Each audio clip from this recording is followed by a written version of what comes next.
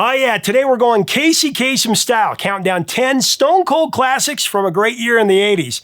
It's our weekly countdown where we feature songs from a throwback year that left a lasting mark on rock history, but shockingly never made the top 40, even though many of these are some of the biggest songs of their time, and I think better than the songs that hit number one. It's truly a musical mystery how these songs, these rock standards got passed over. And as usual, we've got some great stories and guests, including how one rocker stole the master tapes for his new record and held them hostage to get the label to change the cover art on the album. He was about to bootleg them to the public if the label didn't cave. How about the song that one band wrote because they were sick of coming back out on stage for encores? They hated it. Their plan was just to have sequencers play the song and have a robot sing it while they walked off. It became their most famous song and one of the biggest selling singles of all time. And then there was the band who made up a word in their song as a joke, and it made it a classic. And then there was the rock classic that got pulled from an album at the last second, and it was banished to a crappy movie. Stick around for the latest episode of Professor of Rock and the Countdown. Hey music junkies, Professor of Rock always here to celebrate the greatest artists and the greatest songs of all time. You know, if you remember this. Glowworm, glowbug, and little glow baby. You're going to dig this channel of deep musical nostalgia. Make sure to subscribe below right now to be a part of our Music History Daily, straight from the artist. We have some great guests today, and we always do.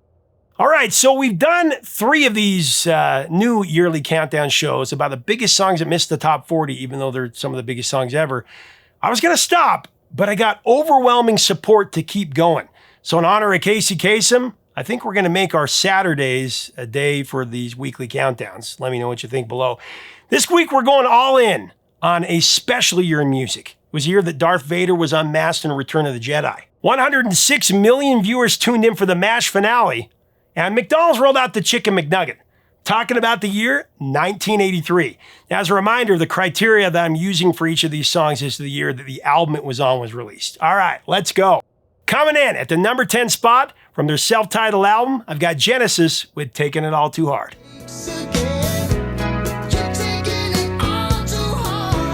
By the early 80s, Genesis had pulled off one of rock's most dramatic transformations. I mean, after Peter Gabriel's departure in '75, the band evolved from progressive rock pioneers into commercial juggernauts.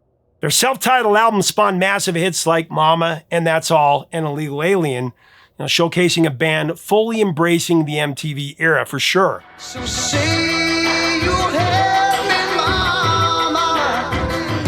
It's always the same, it's just a shame, that's all.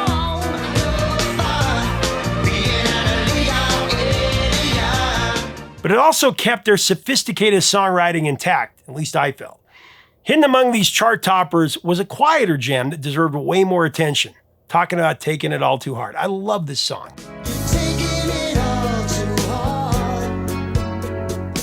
This one makes a bold move right out of the gate, driving straight into the chorus instead of easing you in with a verse. It's a grab you by the collar approach designed to snag attention instantly, and it worked. Mike Rutherford admitted he was crafting a love song, but he acknowledged something honest about the process. While the words sounded right within the framework, they didn't necessarily make complete sense. A classic Peter Gabriel trick, emotional impact over literal meaning. I love that. Phil Collins delivers vocals that don't feel far off from his solo work, creating a more intimate Genesis sound. But the acoustic guitar foundation and, Rutherford's distinctive playing style kept it in the Genesis ballpark.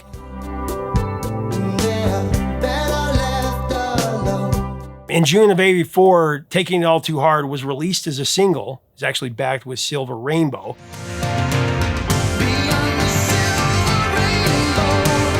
So the song found solid footing on the AC charts, the adult contemporary radio. It went to number 11 there, but it stalled out at a disappointing number 50 on the Billboard Hot 100. I don't know how it didn't crack the top 40.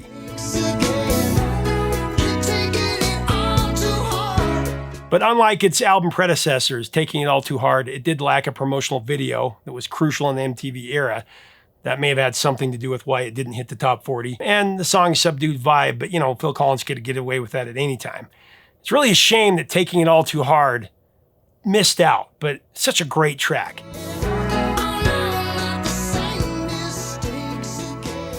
All right, coming in at number 9, I've got the last gasp of a legendary band before they broke up. Talking about The Hero's Return by Pink Floyd.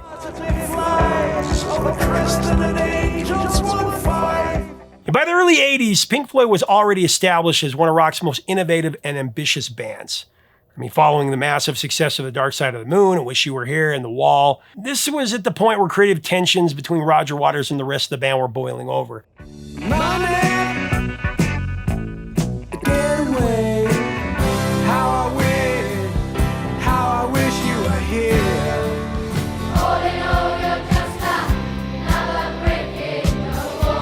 And by 1983's The Final Cut, this one would prove to be their most divisive album yet. Subtitled A Requiem for the Post-War Dream, The Final Cut was essentially a Roger Waters solo album. In all but name, let's be honest, it really is. The album's dark, politically charged themes reflected Roger Waters' obsession with his father's death in World War II and his growing disillusionment with contemporary Britain. But among its most haunting tracks was The Hero's Return, a song that examined the war's lasting psychological wounds.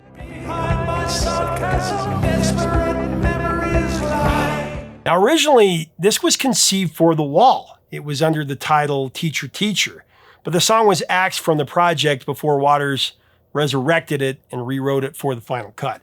Now, this track presents a chilling portrait of a war veteran turned school teacher, a character who bridges the narratives of both albums.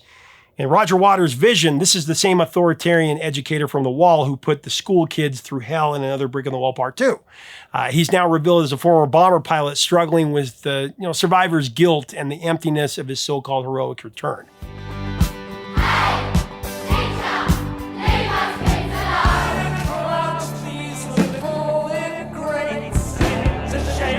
Now, the song's structure alternates between the teacher berating his students and then his private moments of anguish. Roger Waters draws heavily from his own father's wartime experience, with lines referencing a gunner's dying words over an intercom.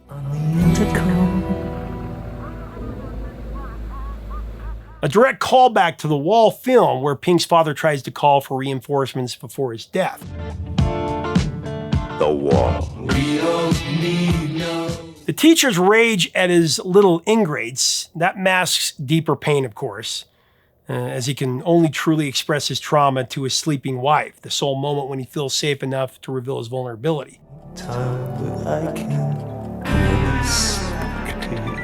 Now, despite his powerful themes and Roger Waters' vivid storytelling here, The Hero's Return, it never troubled the Hot 100. It was released as a B-side to the album's only single, Not Now, John,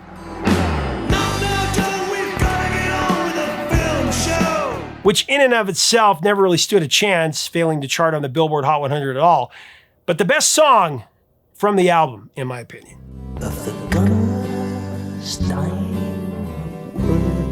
So coming in at number 8, I gotta go with How Can I Refuse by Heart.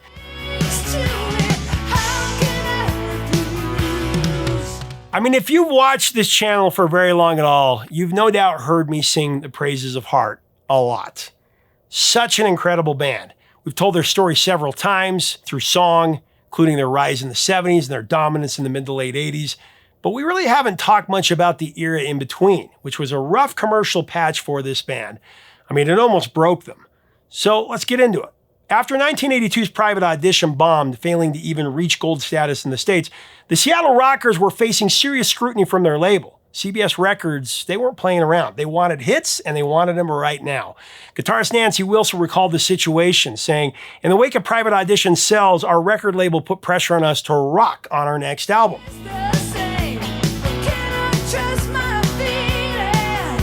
So this meant they had to work with outside writers and chase radio-friendly hits and hooks. Enter 1983's Passion Works, produced by Keith Olsen.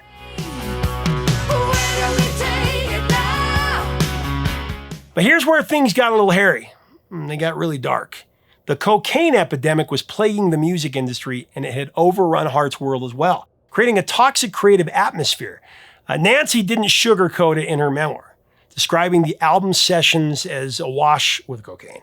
Everyone involved was using. The drug-fueled environment poisoned everything around them. Cocaine was sprinkled over the songs, the videos, their lives. I mean, it stripped all the humor out of their music. It kind of puts a new spin on the title, How Can I Refuse, right?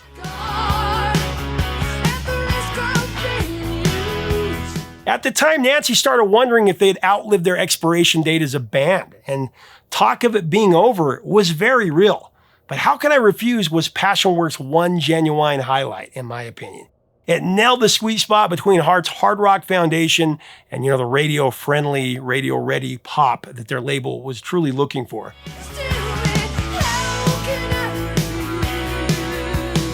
How Can I Refuse? That found its audience on rock radio. It became an AOR staple nationwide. It did better than expected on the Hot 100, I suppose. It reached number 44, but it still fell short of where Heart knew they could chart. The good news is it was enough to keep him in the game.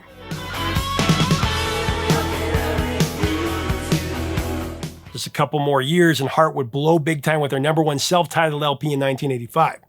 But this is what Ann Wilson told me about this time. It was just trying in a time when things were not coming easily. Things were not well with us. They were with Nancy and I, but not with we. The band was not its first whole healthy body. We had a new bass player, a new drummer, great guys, but we didn't know each other yet. So we were trying to find an identity. Yeah. And Passionworks, I think, it's the first of our really commercial sounding albums. Trying a little bit to take inspiration from what's already being played on the radio, which is one of our biggest rules that we don't break. We broke. That year we decided to break it. Coming in at number 7, I've got the foremost purveyors of folk punk, the Violent Femmes with Blister in the Sun. Let me go wild, like I blister in the sun. Now, originating in Milwaukee, Wisconsin, the band was founded by bassist Brian Ritchie, early percussionist Victor De Lorenzo. It became a full-fledged band when Gordon Gano entered the fold. Now, Brian Ritchie came up with the band's name, and in the beginning, the Femmes busked in the streets and they played coffee shops.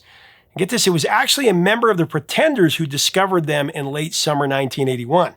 James Honeyman Scott, the guitarist to be exact. He found the band busking on a street corner outside a venue where the Pretenders were playing that very night. Chrissy Hine and the band asked them to play a short acoustic set before they took the stage that very night. Not a bad way to get started. Let me go wild. Big hands, I know you're the one. Although the Femmes have released many albums over the years, it's their self-titled debut that has burned the brightest, with 80s classics like Kiss Off and Add It Up, Gone Daddy Gone, and of course, Blister in the Sun. You can all just kiss off into the air. Eyes turning blue, 'cause it's gone, daddy gone, the love is gone.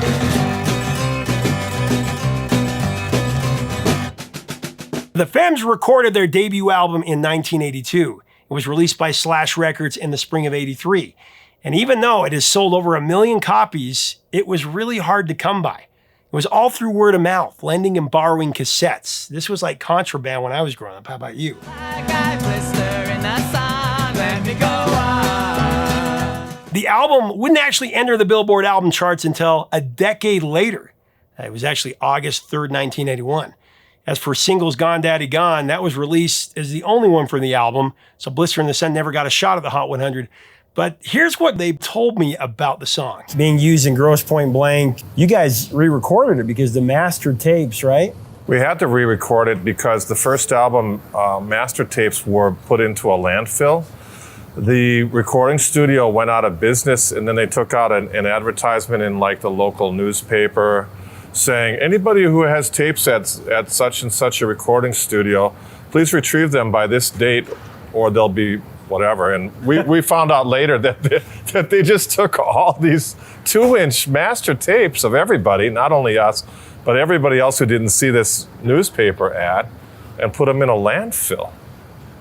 So, you know, like when they reissued the first album, they're like, can you guys do some remixing? And we're like, no, you can't do any remixing. The tapes don't exist anymore. Like I blister in the sun, let me go wild. Their label threw away the master tapes. That's crazy. I love that story.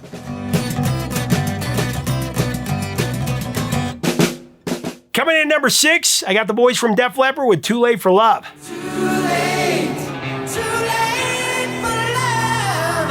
This track comes from their diamond-certified monster, Pyromania, born from a band in complete transition and shaped by the perfectionist touch of one Mutt Lange.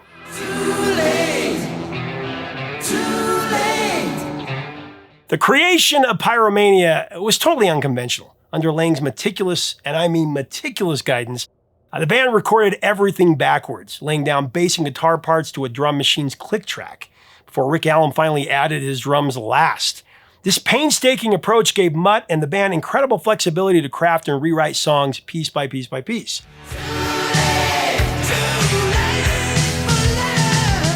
But this creative process got violently interrupted in July of 1982 when founding guitarist Pete Willis was fired for excessive drinking. The band had to move fast, bringing in Phil Collen from the band Girl to add solos and lead parts over the rhythm tracks that Willis had already cut. Too Late for Love exists as a permanent snapshot of this fracture, featuring the final studio work of one guitarist and the first major contribution of another. That's pretty crazy.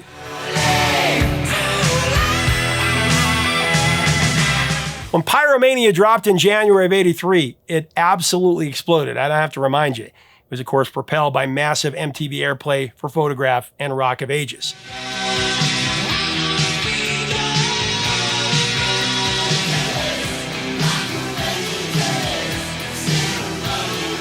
The album was selling like 100,000 copies a week in the US.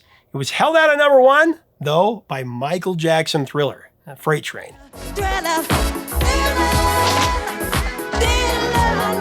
It was in this white-hot context that Too Late for Love got released as the album's final single on November 25th, 1983.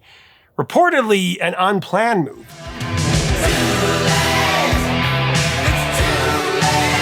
The single climbed to number 9 on the US mainstream rock chart, but its commercial potential was likely capped since the band's relentless touring schedule meant no official music video was shot for it. Like Genesis, it kind of needed a video.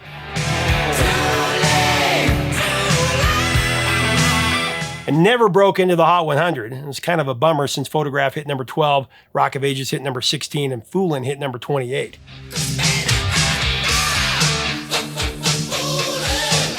Too Late for Love is a great track, and it deserved a lot better for sure.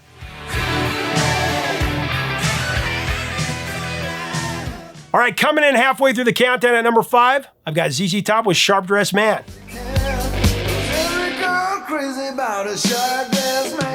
Can you believe this one didn't make it to the top 40?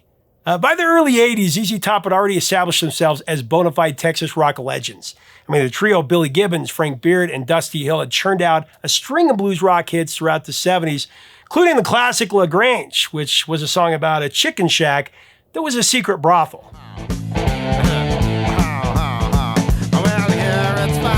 But as the new decade rolled in, they were at a musical crossroads. The landscape of rock was truly shifting. I mean, New Wave was taking over the airwaves, and their trademark raunchy blues rock formula, that was feeling a little dated in a world suddenly obsessed with synthesizers. ZZ Top, though, they upped their game. Now, unbeknownst to many, Billy Gibbons went to see Depeche Mode in concert in 1982. He called the experience a mind bender. He couldn't believe that the band could capture that kind of power and energy with no guitars and no drums. The sound Depeche Mode produced came from machines, but they still had blues threads that blew Billy Gibbons away.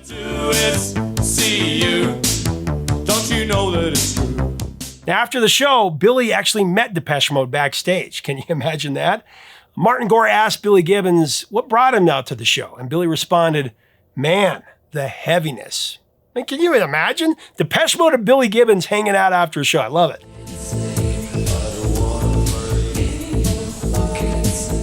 So ZZ Top made a bold reinvention with their 1983 masterpiece Eliminator, and Sharp Dressed Man emerged as one of the album's premier cuts, as well as the video.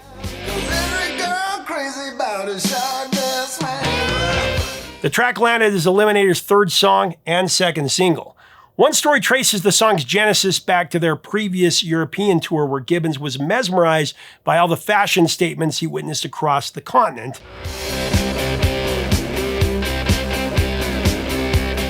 But the eureka moment, that came from a movie credit. According to Gibbons, he spotted a character listed as Sharp-Eyed Man in what was likely the 1981 film The Amateur.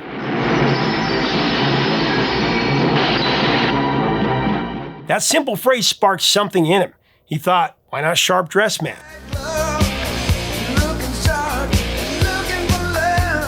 Surprisingly though, Sharp Dressed Man missed the top 40 altogether, peaked at a disappointing number 56 on the Billboard Hot 100. Still, rock radio programmers and MTV knew a winner when they heard one, and Sharp Dressed Man became a staple of both mediums. Went to number 8 on the mainstream rock charts and became a fan favorite music video as part of the Eliminator trilogy, of course, along with Give Me All Your Lovin' and Legs.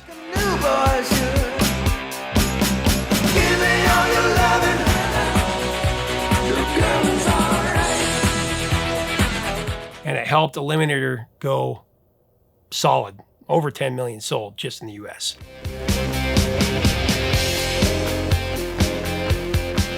All right, we've reached number 4, and for this one, I've got some Vital Idol. Talking Billy Idol and Rebel Yell.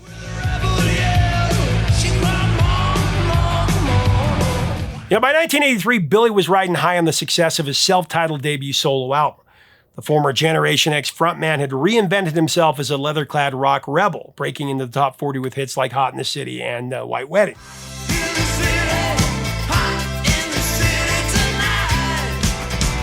It's a nice day for a white wedding. Of course, his sneering good looks and punk meets pop presence made him an MTV darling. But for his follow-up, Billy Idol was determined to push things further. Working with producer Keith Forsey, Idol set out to craft what would become the Rebel Yell album. Released in November of '83, it would transform him into a full-blown rock star.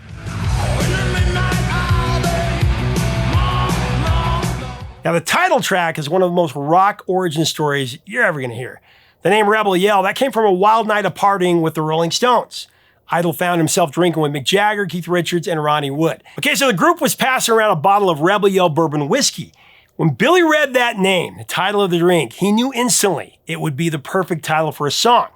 He was kind of worried that the Stones would pick up on it, and he actually asked him if he could use it. They said yes, and the rest is history.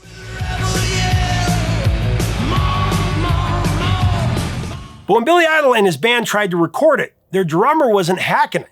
Lo and behold, they could hear a rival band recording next door with a killer drummer, so they recruited him for the session, and he ended up joining the band.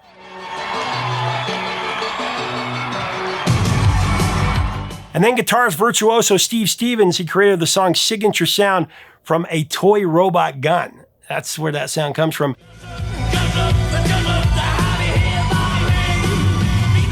But there was even more internal drama surrounding the album. And one of rock's most audacious moves, Billy Idol stole the master tapes during a dispute with his label over the album's artwork.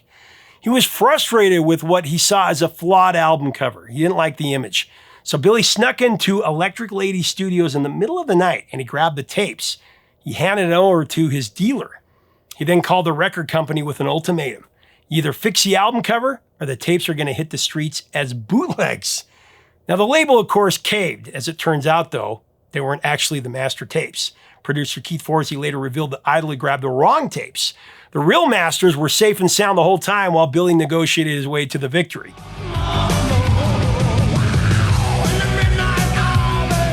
Now, despite the song's undeniable power and Idol's growing celebrity, get this, Rebel Yell came to number 46 on the Hot 100. It didn't make the top 40. It had number 9 on the rock charts, but for the sake of this countdown, Rebel Yell is just another example of a missed opportunity. But there's a happy ending here. A year after it flopped on the chart, it was reissued in the UK, and it hit the top of the charts.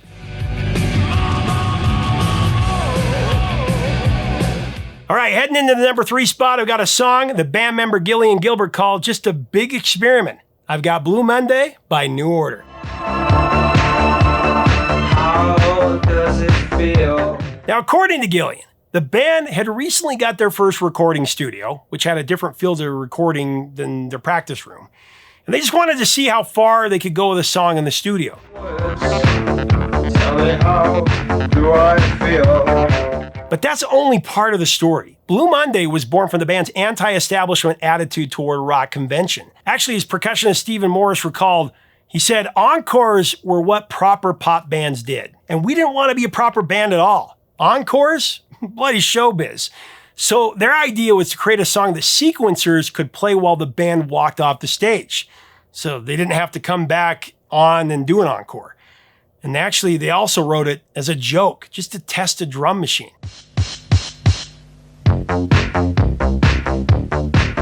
In fact, they even wanted to find a robot that could sing all the words for them while they walked off stage. However, when the band's manager, Rob Gretton, heard the track, he knew it would be a hit single, and he told the band as much. Of course, the song was a hit, just not on the Billboard Hot 100. Tell me now, how do I feel? Those Blue Monday peaked at number 9 in the UK and number 5 on the US dance charts. And 5 years later, when the 1988 version was released, it still only made number 68 here in the Hot 100. Which, what the hell, America?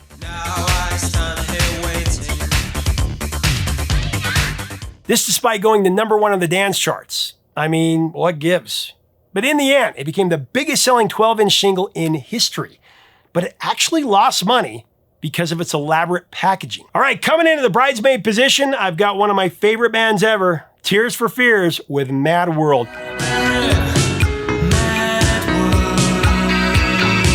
So Roland Orzabal and Kurt Smith had been through hell and back by the time they formed TFF, Tears for Fears, in 1981. They grew up in Bath, England, both of them. They came from broken homes, and they turned to music as their sole salvation. So Roland dove headfirst into the psychologist Arthur Janow's primal scream therapy work. That discovery would inform everything that they did early on, especially on their first album, The Hurting.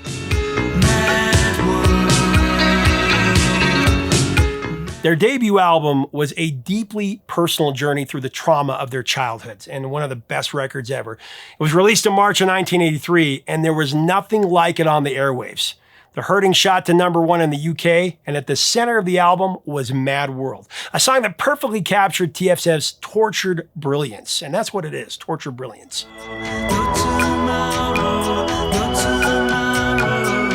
The idea for the song began in Roland's cramped flat above a pizzeria in Bath. Actually, his girlfriend Caroline was working 3 jobs to keep him going, leaving Roland all alone all day with his guitar and his melancholy. And at his bedroom window, he watched as people and Suze trudge to and from their 9-to-5 jobs. He couldn't wrap his head around their mundane existences.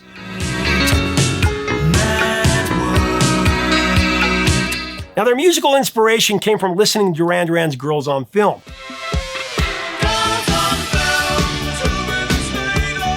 But when he grabbed his acoustic guitar to play something in that same vein, what came out was really the polar opposite.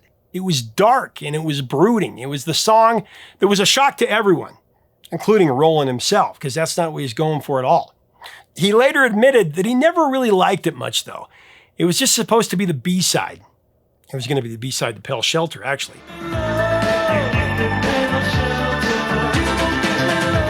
But when A&R man Dave Bates heard it, he immediately said, "That's a single."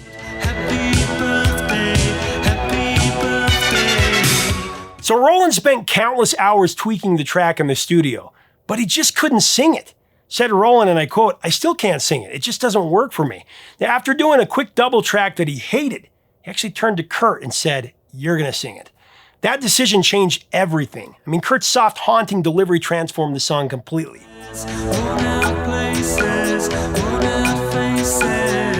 Now, another interesting fact from the song, on the album version of Mad World, off The Hurting, the last line that Kurt Smith sings on the track has always confused listeners.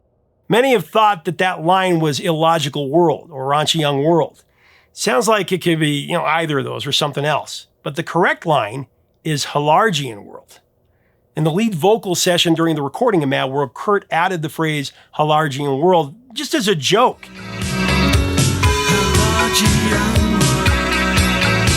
Actually, he got it from the producer, Chris Hughes. In the studio, Chris kept using a catchphrase saying, "Oh, that's so Halargian." And when Kurt asked him what the hell Halargian meant, Chris told him it was just an imaginary planet and he made it up.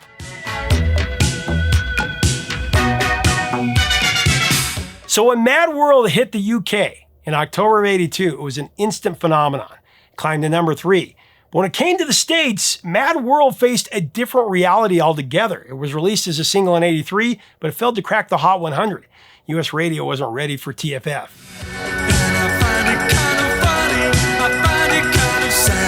But it wouldn't take much longer for Americans to come around. 1985 Songs from the Big Chair would skyrocket to number 1, selling 5 million copies stateside, and of course it delivered 3 top 3 singles on the Hot 100. Shout, Everybody Wants to Rule the World, and my favorite, Head Over Heels. Shout, shout, let it all out.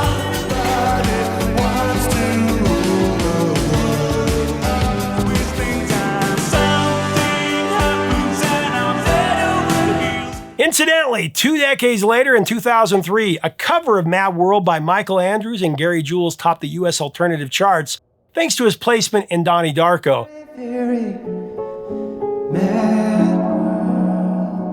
Speaking of that made-up word, Halargian, in Gary Jules' version, he changed the phrase from Halargian world to enlarging your world.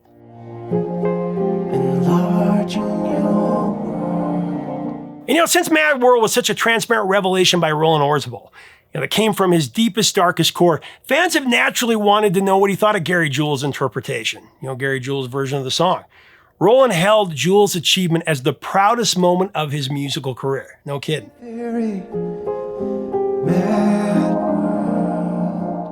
Roland would say, "Thank God for the 19 version of me, and thank God he got depressed." The resurgent impact of Mad World is another demonstration of the timeless power a song can have, generation after generation.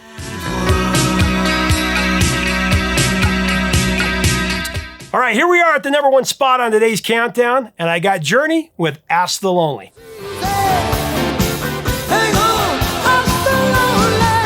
By 1983, Journey was on an unstoppable run. They were coming off their powerhouse LP 1981's Escape.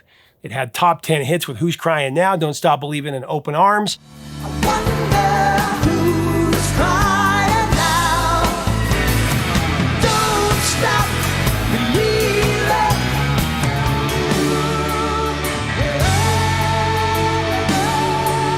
And their next album, Frontiers, that was also massive. Released in February of '83, Frontiers helped lock Journey down as one of America's premier rock bands. The 6 times platinum album climbed to number 2 on the Billboard 200, just missing number 1. Side 1 was loaded with radio gold. Separate Ways, Worlds Apart, that crashed into the top 10 at number 8. Faithfully reached number 12. And both After the Fall and Center of My Love hit number 23.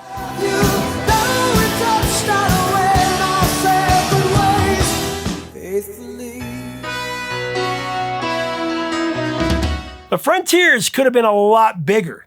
Originally, the album was supposed to include Only the Young, which hit the top 10 on a film soundtrack.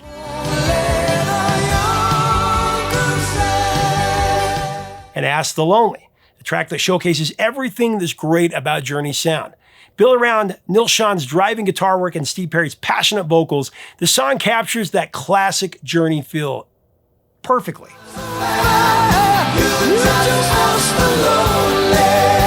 It's the kind of song that should have been sitting right next to Separate Ways and Faithfully on side 1. It would have given Frontiers even more firepower than it already had. But instead, Ask the Lonely got caught in the Hollywood machine.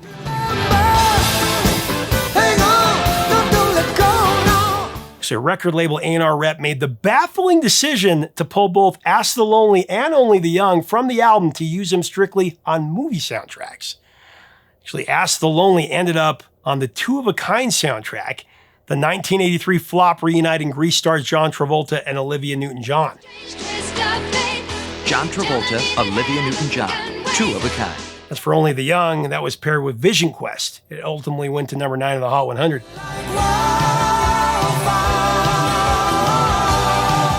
But Ask the Lonely missed the pop charts altogether. Now, the good news is that rock radio picked it up and it went to number 3 on the mainstream rock charts. But man, what a missed opportunity. I mean, can you imagine Frontiers with the addition of Ask the Lonely and Only the Young? The album, it would have been loaded.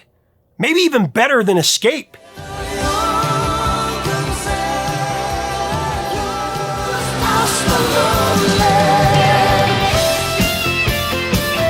Clearly, Only the Young, it did all right, but Ask the Lonely got lost in the shuffle. One of the biggest disappointments ever for a great band. That classic Journey song truly deserved better. I can't believe Ask the Lonely. What a waste of a song. One of the best songs of that year, and they didn't even get released, a proper release. That's my number 1, and those are our choices, our top 10. What do you think of these songs? What are your memories of these songs? What do you think about Journey and about Genesis and about Tears for Fears? I mean, some of the greatest songs ever, and they weren't actually hits. Let's have a great discussion below. If you like our content, we invite you to subscribe. We'd love to have you come aboard. Until next time, 3 chords and the truth, my friends.